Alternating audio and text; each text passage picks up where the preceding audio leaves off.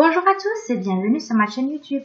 Alors aujourd'hui nous allons retrouver pour une nouvelle vidéo, cette vidéo orientée vers les 4e années moyennes. Donc أعزائي التلاميذ هذه الفيديو موجه للسنة الرابعة المتوسط يخص الموضوع التجريبي اللي هو البان بلان. يعني تابعوا معايا راح نقرا لكم باللغة العربية وباللغة الفرنسية en même temps. إذا تابعوا معايا أعزائي التلاميذ. La semaine dernière يعني في الأسبوع الماضي mon jeune voisin يعني جاري a été agressé violemment dans la cour de l'école يعني في ساحة المدرسة par deux élèves يعني من طرف طفلين plus grands يعني كبيرين que lui يعني كبيرين عليه à qui il refuse هو يعني رفض يعني de céder sa place sur un banc يعني رفض باش يعطي المقعد تاعو في مقعد أو رفض يعطي المكان تاعو في مقعد. Cet incident هذا الحادث m'amène يعني خلاني نخمم à réfléchir يعني خلاني نخمم هذا الحادث sur le phénomène يعني حول ظاهرة de la violence العنف.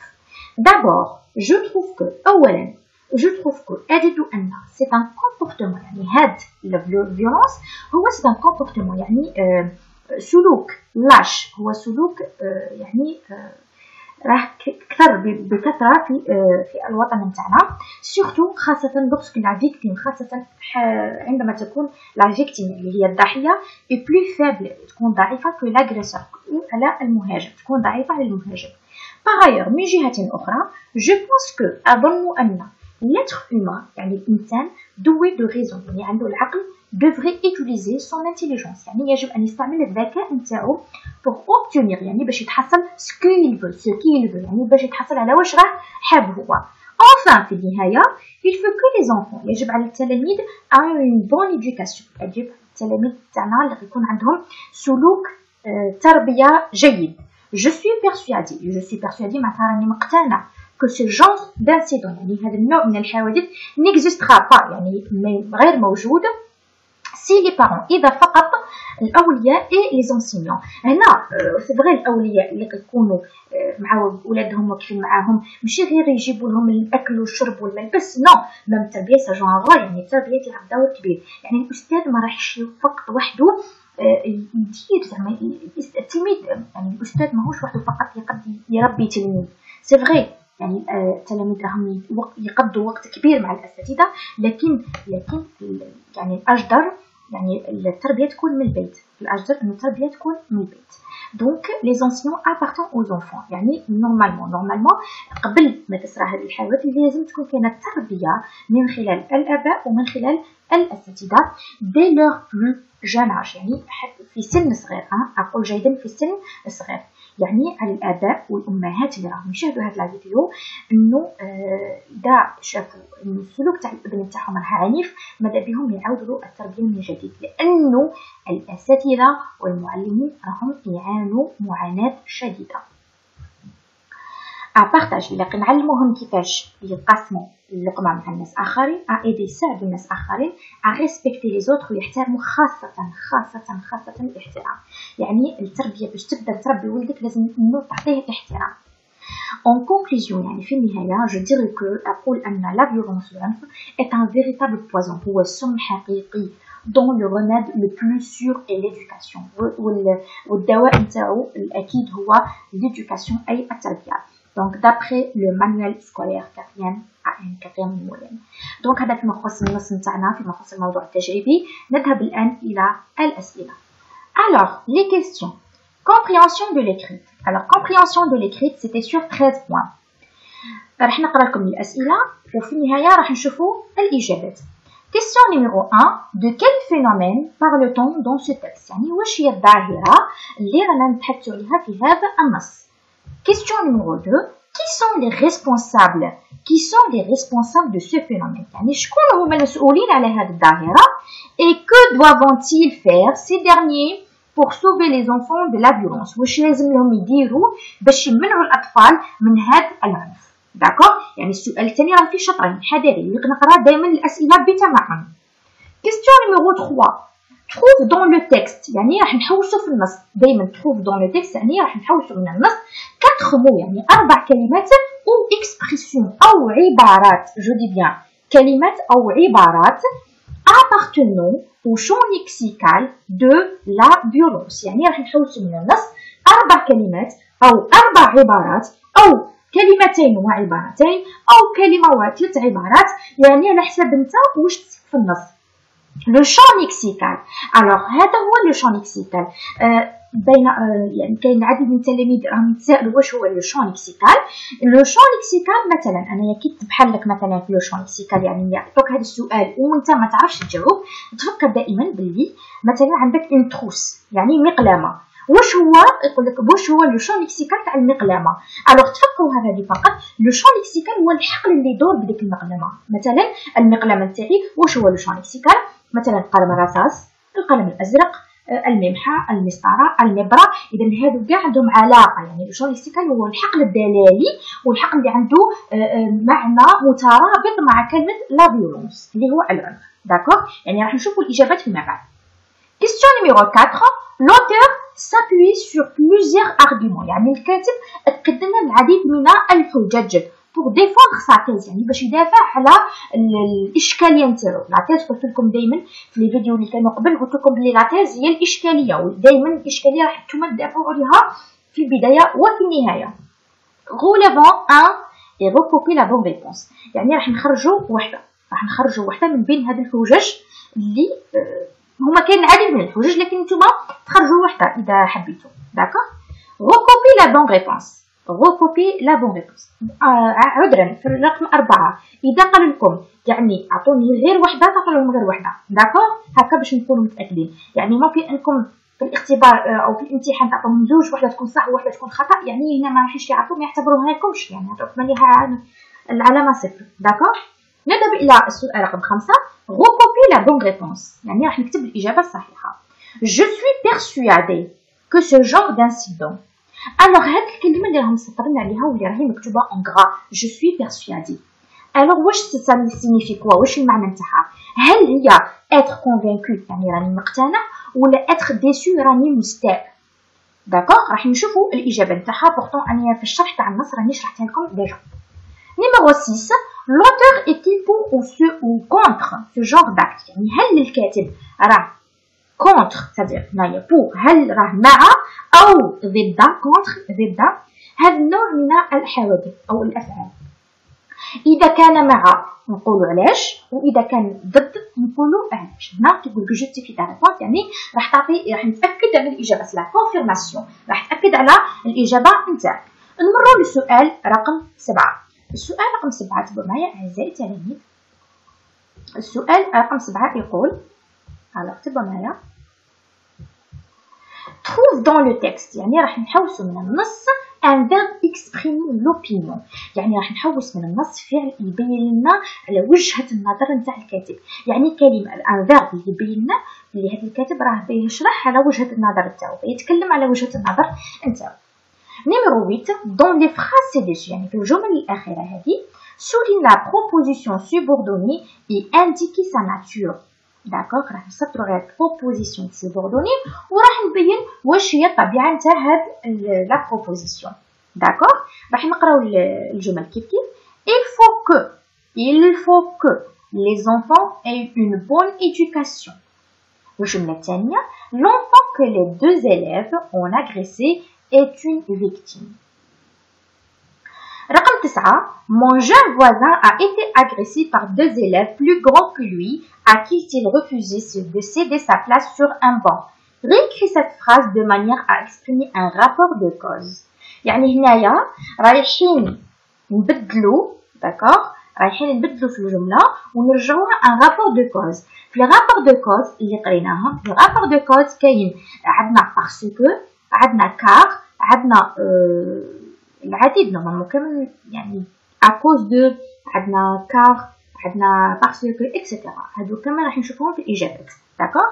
نيميرو 10. écrire les verbes entre parenthèses autant ou en mode qui convient. داكوغ، يعني من خلال الجملة نعرفوا فاش رايحين نصرفوا الافعال اللي راهي بين قوسين. Les parents craignent que leur enfant avoir pas le temps de lire. Je pense que la violence est un acte animal. D'accord؟ هذا فيما يخص سؤال رقم 10. نمروا للسؤال رقم 11. السؤال رقم 11 يقول recoupez la bonne réponse، يعني راح نختار الإجابة الصحيحة. dans ce texte في هذا النص le but de l'auteur، يعني الهدف تاع الكاتب هو informer، هل يعطينا معلومة sur la violence et ses effets dans la société والآثار نتاعو على المجتمع، أو dénoncer la violence، أو يتكلم لنا على يعرف لنا على لا فيولونس. اذا هذه فيما يخص الاجابات اللي كانت عندنا من خلال الموضوع التجريبي. تبعوا معايا الان راح نشاهدوا الاجابات مع بعض. الوغ اعزائي التلاميذ جينا الان لعناصر الاجابه. كما راكم تشاهدوا الاجابات راهم بالتنقيط الى اخره. لا كومبريونسيون دو ليكريت راح نجاوبوا على السؤال الاول اللي كان يقول واش هو الظاهره اللي راه يهضر عليها في النص. الوغ دائما اعزائي التلاميذ ما تنساوش كتبوا تجاوبوا اجابه كامله باش تحصلوا على العلامه الكامله. الوغ اون بارل دون سو تيكست، يعني نتكلموا في هذا النص du phénomène de la violence. 2. Les responsables de ce phénomène sont، يعني احنا في السؤال رقم 2 قلنا كاين في شطرين، يعني الشطر الاول شكون هم المسؤولين على هذه الظاهره، وثاني حاجه واش لازم لهم يديروا. alors les responsables de ce phénomène sont les parents et les enseignants. مع العلم ان ما رانيش بزاف مع لي زونسينيون، يعني هذه الظاهره ترجع الى الاولياء، داكوغ، يعني التربيه دائما ترجع الى الاولياء. اما يعني الاساتذه والمعلمين فهم فقط مكملين، داكوغ، ماهمش رايحين يربوا الاطفال من جديد. دونك الوغ هذه الظاهره مسؤول عليها قلنا لي بارون اي لي زونسينيون. واش لازم لهم يديروا؟ ils doivent apprendre aux enfants، يجب ان يعلموا للاطفال dès leur plus jeune âge، منذ صغر سنهم، à partager، انهم يتقاسموا مع ناس اخرين، à aider، انهم يساعدوا ناس اخرين، et à respecter les autres، باش يحترموا، ونأكد على يحترموا ناس اخرين. هذا question numéro 2. Question numéro 3. Le champ lexical de la violence. شرحت لكم ديجا واش هو لو champ lexical. alors قلت لكم يا اما تلقاو كلمات او تلقاو عبارات. تبعوا معايا هنا مثلا عباره مثلا a été agressé، يعني هجم، داكوغ، العنف، الهجوم. incident، حادث، phénomène، ظاهره، comportement lâche، سلوك سيء، la victime، الضحيه، l'agresseur، المهاجم. 4. L'auteur s'appuyait sur plusieurs arguments، يعني pour défendre sa thèse، يعني الكاتب هنا قلنا قال لكم يعني كان يدافع على الاشكاليه نتاعو، يعني واش هما لي زارغومون اللي دارهم، يعني الحجج اللي دارهم. دونك انا قلت لكم هما قال لكم اختاروا غير وحده، يعني نتوما هنايا تنجموا هما عاطين 3، يعني باش تاكدوا فقط. نجموا دائما قلت لكم الحجج وين تكون دائما في دابور باغير اونفان ensuite الى اخره. هادو دائما سي دي زارتيكولاتور لوجيك. لي زارتيكولاتور لوجيك توجور يكون معاهم لي زارغومون. D'abord, je trouve que c'est un comportement lâche, surtout lorsque la victime est plus faible que l'agresseur. Donc هذه حجة أولى. الحجة الثانية راكم تشوفوا راه بادي من باغايور، من جهة أخرى. Je pense que l'être humain، الإنسان دوي دو ريزون، يعني عنده عقل باش يستعملو باش بالانتيليجونس، يعني في الذكاء باش يوبتونير، يحصل على واش يسحق. Enfin هذه تاني حجة أخرى. Il faut que les enfants aient une bonne éducation. لازم على التلاميذ ولا الأطفال يكون عندهم تربية حسنة. Je suis persuadée، يعني أنا مأكد que ce genre d'incident، يعني هذه الحوادث n'existe pas، يعني لا توجد. c'est les parents et les enseignants، إذا الآباء والأساتذة apprenez aux enfants، يعني يعلموهم dès leur plus jeune âge، منذ صغر سنهم، à partager، انهم يساعدوا ناس، يتقاسموا مع ناس اخرين، à aider ناس يساعدوهم، et respecter les autres، انهم يحترموا الاخرين. هذا فيما يخص question numéro 4. نمروا للسؤال رقم 5. السؤال رقم 5 واش قال لنا؟ فقط نطلع لكم باش تكون واضحه.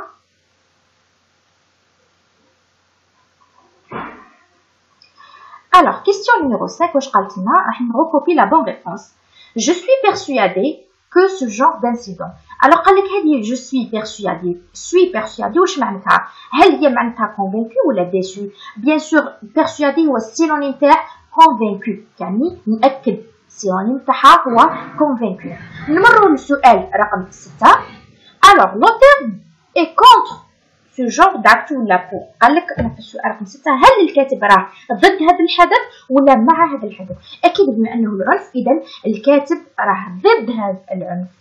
دونك l'auteur est contre ce genre d'acte اقول. دونك واش الحاجه اللي تاكد لنا بلي راه كونتر راه ضد هذه الظاهره؟ لا جوستيفيكاسيون راه يقولنا je trouve que أجد أن c'est un comportement lâche هو سلوك سيء.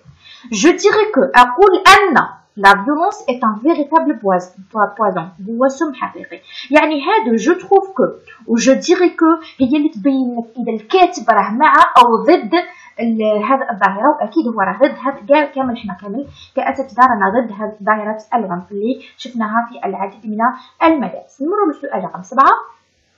trouve dans le texte un verbe exprimer l'opinion. يعني أعطيني قال لك السؤال رقم 7 جد من النص فعل يدل على أنه هذه وجهة نظر للكاتب. وجهة نظر مثلا هنايا je trouve je pense je trouve أجد je pense أظن وخاصة كلمة أظن. داكوغ هنا قال لك عطيني un verbe qui joue de je pense و je pense هو الأمثل. داكوغ هنا رايحين نمروا للسؤال رقم 8 وهنا رقم 8 قال لك في هذه الجمله بين لي شنو هي البروبوزيسيون سوبوردوني ديال هذه الجمله واش هو لا ناتور تاعو. الوغ اعزائي التلاميذ هنا اش راكم تلاحظوا في الجملتين؟ الحاجه اللي لازم نلاحظوها في الجملتين انه عندنا كو وعندنا كو. داكوغ عندنا زوج تاع الكو واللي هي لا كونجونكسيون. داكوغ لا كونجونكسيون كو. الوغ هذه لا كونجونكسيون كو عندها احتمالين، يا اما تكون بروبوزيسيون سوبوردوني كومبليتيف او تكون ريلاتيف. يعني كيفاش نفرق بيناتهم؟ تبع معايا أعزائي التلاميذ إذا عطاوكم في جملة عطاوكم مثلا في جملة مثلا فيها كو، ألوغ تأكدوا بلي هذه عندها احتمال يا إما تكون proposition subordonnée complétive أو proposition subordonnée relative. دونك كيفاش راح نعرف نفرق بيناتهم؟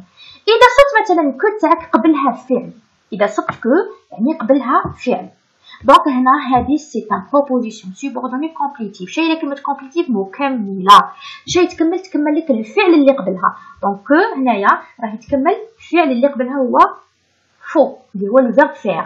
داكوغ اذا تلاقيت كو تاعك هذه كو لا كونجونكسيون قبلها فعل عرف بلي هذه سي ان بروبوزيسيون سوبوردوني كومبليتيف. اما اذا لقيت كو وقبلها عادي سي ان انتيسيدون هذا لونفون، هنا جوست داروها باش نيفيتو لا ريبيتيسيون باش نبعدو على التكرار. الوغ هنا اذا ما لقيتش قبلها فعل اذا هذه راهي باينه سي ان بروبوزيسيون سوبوردوني ريلاتيف. ونعرفوا لا بروبوزيسيون سوبوردوني ريلاتيف نستعملوها في نص ما للابتعاد عن التكرار، واللي قبل كو يكون toujours un nom. D'accord, c'est un antécédent. C'est le nom qui procède, c'est-à-dire qui précède que, la conjonction que. Est-ce que c'est clair? نعاود لا كي يعطيكم جوج تاع الكو مثلا ولا يعطيكم كو وما تعرفش واش هي هذه لا بروبوزيسيون سوبوردوني كومبليتيف ولا ريلاتيف، قلت لكم ان اذا تلاقيت كو قبلها فيرب هذه سي ان بروبوزيسيون سوبوردوني كيفاش كومبليتيف لانها راهي تكمل فعل. اما اذا تلاقيت كو وقبلها اسم كيما اونفون اي شيء دونك هنا سي ان بروبوزيسيون سوبوردوني ريلاتيف. علاش ريلاتيف؟ هنا جوست بور ايفيتي لا ريبيتيسيون باش نبعدو على التكرار. داكوغ نروحو للسؤال الموالي واللي هو السؤال رقم 9. Alors, question numéro 9. Mon jeune voisin a été agressé par deux élèves plus grands que lui à qui il refusait de céder sa place sur un banc. هنا قالوا لنا بلي في هذه الجملة راح ندخلوا car. Pardon, c'est un rapport de cause. والرابور دو كوز اللي هما تعرفوهم كامل عندنا كار عندنا parce que عندنا à cause de وعندنا grâce à. من الأحسن أنكم تستعملوا الأسهل واللي هي car. D'accord, car. هنا كيفاش راح ندخلها في الجملة؟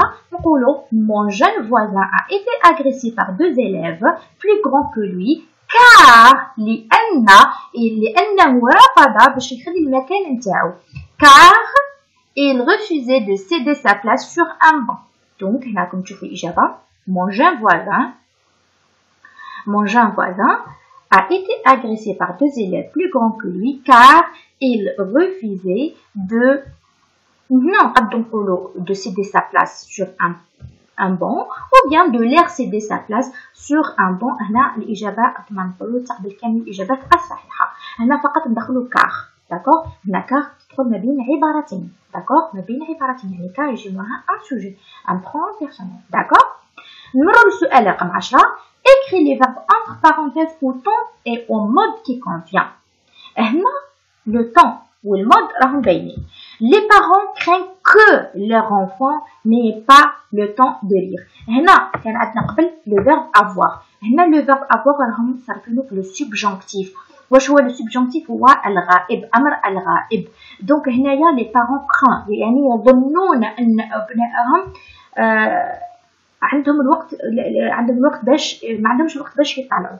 دونك هنايا لو فيرب افوار كنا لازم نصرفوه مع يعني مع لو سوبجونكتيف داكور باسكو عندنا ديجا كو داكور عندنا كو اوتوماتيكمون نصرفوه مع لو سوبجونكتيف. اما هنايا دونك جو بونس كو لا فيولونس هنا كان عطينا الفيرب اتر ان اكت ان هيومان. هنا اكيد راح نصرفوه هما اصلا راهم عاطينك في قال لك اوتون et au mode يعني وحده راح نديروها في لو مود سوبجونكتيف والثانيه اكيد راح تكون في لو بريزون دو لانديكاتيف. علاش؟ لانه راهي جمله عاديه. جو بونس كو لا فيولونس est un acte humain. d'accord je pense que donc هنا اي راح نصرفوه دونك سي لوكسيليير اتر راح نصرفوه في لو بريزون دو لانديكاتيف. اما السؤال رقم 11 راه يقول يعني دون سو تكست لو بوت يعني الهدف تاع الكاتب هل هو كما قلنا يعطي معلومات على العنف او يندد بالعنف يعني يندد يعني ما راهوش باغي هذه الظاهره. اكيد هي دينونسي عفوا المفروض نشرح لكم قبل الاجابه في الاسئله. دينونسي معناتها يندد، دينونسي معناتها يندد راه ضد داكور راه ضد هذه الظاهره. دونك هنا دينونسي لا فيولونس، دينونسي لا فيولونس معناتها راه يندد بالعنف يعني ما راهش باغي هذه الظاهره تاع العنف. الوغ الى هنا اعزائي التلاميذ وصلنا الى نهايه هذا الفيديو. جيسبر كو الفيديو لقاكم بصحه جيده. نتمنى من الناس اللي راح يجيك في القناه ما تنساش تابوني في لاشين تاكتيفي لا كلوش بور ريسيفوار توت مي فيديو هكا تكون با لوبي توت مي فيديو. حاجه واحده اخرى نتمنى لكم التوفيق واذا عندكم اي استفسارات اي اشكاليات ماذا بكم تقولوا لي في الكومنتير. الوغ نتلاقاو في الفيديو القادم. الى اللقاء.